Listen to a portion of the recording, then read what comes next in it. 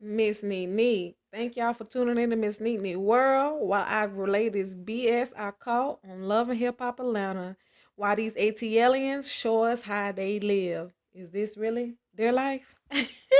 Well, since they putting it on TV, why not talk about it? Let's jump right into this show report. Y'all, it started off with M, Jocelyn, and Jessica Dime. I think M is way out of her league, but if she want to be the woman in the middle and work these things out, be my guest. She worked at Jessica Dime and Jocelyn, Chanelica and Jessica Dime. So maybe she can work out Carly Red and Jocelyn. Who knows? Hell, Jessica Dime seems to believe Chanelica turned over a new leaf, so maybe so. What confused me was how just because Dime thought that people was gonna be hating on Jocelyn because she was gonna be a co-star on the show The Real.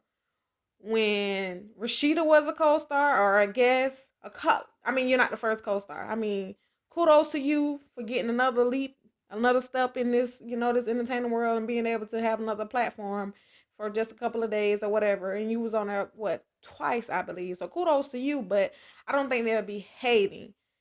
But the way Jessica Dime related back to Chanelica was that this big old fight started because of you and what woo woo woo, and then you were the main topic, which she kind of went overboard. Jessica Dime is starting to be real messy to me. Jessica Dime, that fight wasn't really all about Jocelyn. Tammy just tried to, you know, stir the conversation in another way. And Tommy is the one who took offense because of the recent issue her and Jocelyn was having, to state facts. But that's how she related back to Jocelyn. Anyways, then the scene goes to Carly Red trolling herself down there to see Young Jock. Young Jock, you got too many women for me. You and Carly Red are like the perfect match. She go through a lot of men, you go through a lot of women. Damn it, y'all might well get married and just continue to go through a lot of people together. But he talking about this girl crocodile tears. I say, well, damn, a landslide. I said, this boy here is too stupid. But that's Young Jock. He a comedian slash rapper slash radio personality slash baby daddy of the year. Anyways, they end up talking, and he basically states that we never was in an exclusive relationship. We were chilling. I don't respect the fact that you popped up with my baby mom. It wasn't cool, which it isn't. You know, that's just more messy than ever. Then you had messy Mimi trying to be on Tommy's side and have Tommy back hollering about hollering about Carly Red was a grandma. I'm like, child, she is so loud and over the top for nothing. Talking about grandma. Sit your ass down, Missy Mimi. You another Carly Red in training while you bullshitting.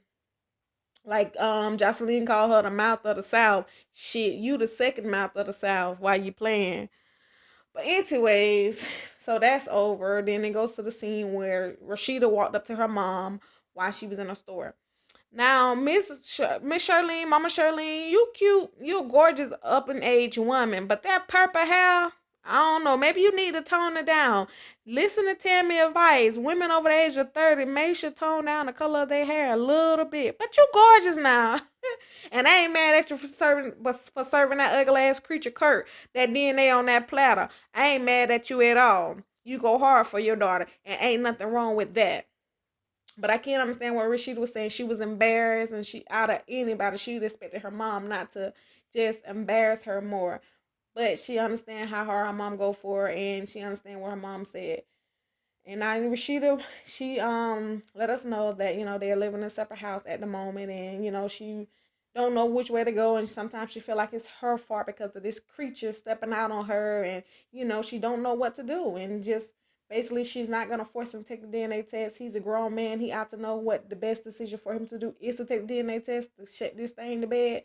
But she also admits that this is what guilty conscience do. He's guilty and he doing guilty things. If he isn't a father, he show acting like he had halfway damn halfway in it on making that baby, going half on the baby, like R. Kelly say. But no. So she ended up saying that, and she basically was like, it is what it is, whether he take it or whether he's not gonna take it. We got a lot of rebuilding our marriage to do. So It ended up going to the scene to damn, Karen, Mama Karen, wanting to be a family counselor. Now, okay, you want to be in a family counselor and be in the middle of these two crazy bimbos, then you be my damn guest. But these mother suckers, and she said it, yes, alcoholics. They are true alcoholics, and they get drunk and they gonna throw bottles. You gonna be in the middle and you gonna get knocked across your head trying to counsel their ass. Freak that. But I can understand, she loved them both. And Tommy's like a daughter to her. And she just wanting them to work out their issues.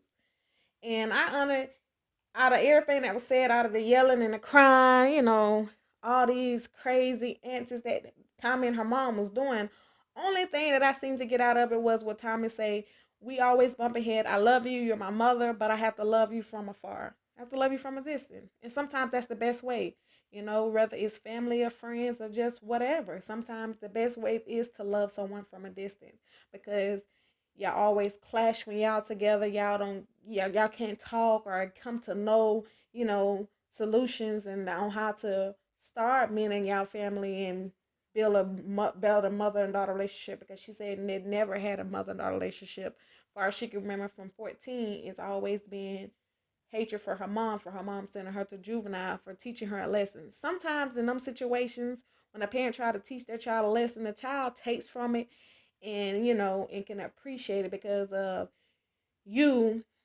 allow me to be better and have growth and see my errors of my ways.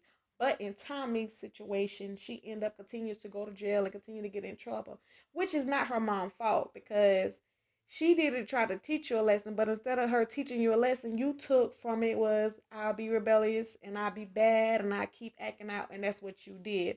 So there comes a time in your life where you have to own up to your own shit and not continue to say it's my parents, they did this, they did that. No, sweetheart. It's you. You continue to get in trouble and continue to break the law and continue to put yourself in a situation. And you made them mug shots for yourself, not your mother.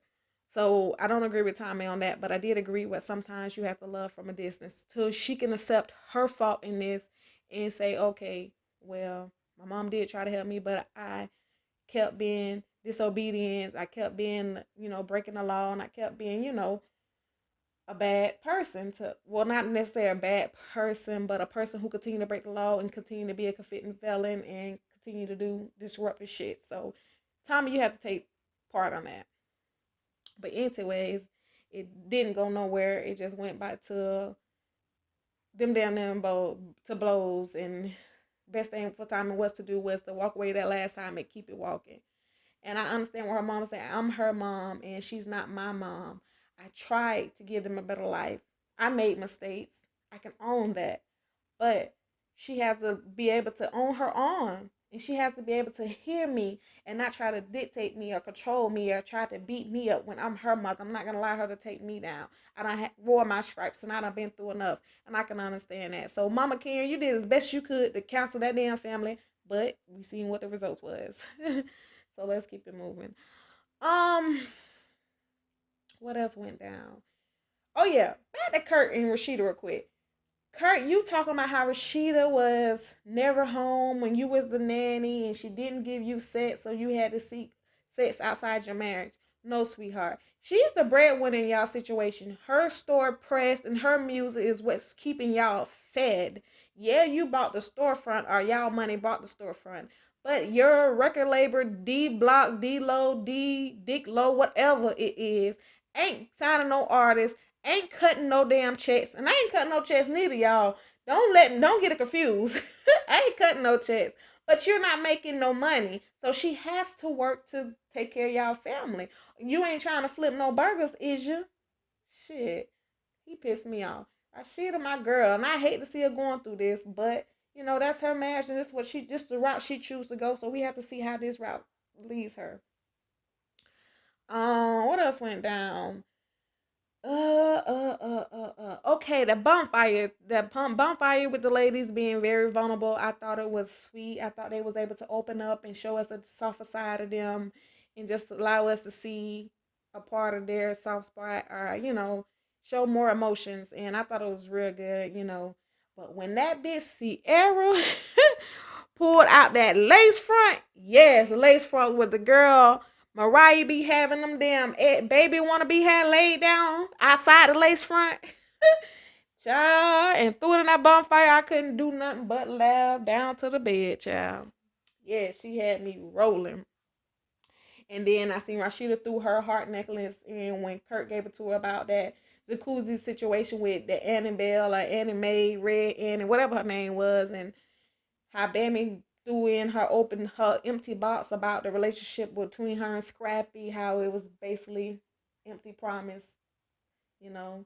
And Tammy did her diary, Carla Red did the fake ring that Life Jennings gave her, and Mimi did the sex tape and the t-shirt. I just thought it was real good. I thought they was able to speak their piece, speak the hurt and the pain that's been in their heart, and then discard it, dispose of it, get rid of it, allow the demon and the devil to continue to move on. From this point on, I hope and I wish them all the best when it comes to the issues that they expressed at the bonfire. I thought that was one of the best scenes of the night, and I don't think that was scripted at all. I think that was the most realest scene ever. I even dropped a tear, y'all. But it didn't stop there. Carla Red and Jocelyn finally meet up. Jocelyn killed me when she called her ass the mouth of the South, child.